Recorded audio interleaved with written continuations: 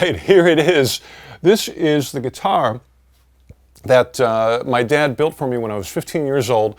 It's called Mr. Guitar, which was based on a really cheesy commercial that was on television at the time called Mr. Microphone. And we thought, if there's a Mr. Microphone, there's got to be a Mr. Guitar. And my dad got a really heavy piece of maple and built this flying V body. We bought the neck, and it's had about 5 different bridges on it over time, and it got to the point where I just filled it in with a piece of wood and put something that would be not as troublesome as a whammy bar.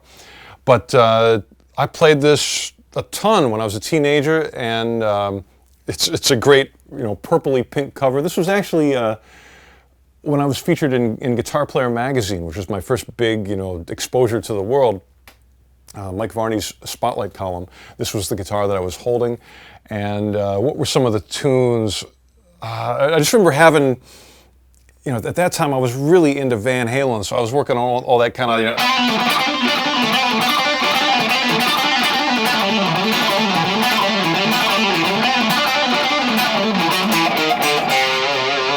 I was doing those licks over and over again. I did a lot of stretching, all that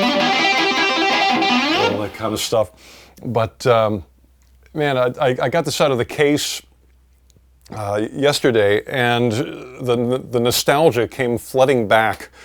It made me love my dad. I mean, I love my dad no matter what, but man, it was so cool of him to make this for me, and it's a great instrument. It sounds and feels amazing, and I got to play it more often because it's got some great tones living inside of this guitar. And so it's amazing to travel back in time,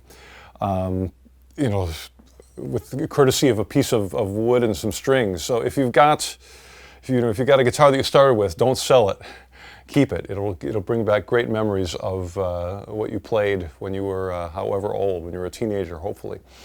And this is it. Mr. Guitar rocks.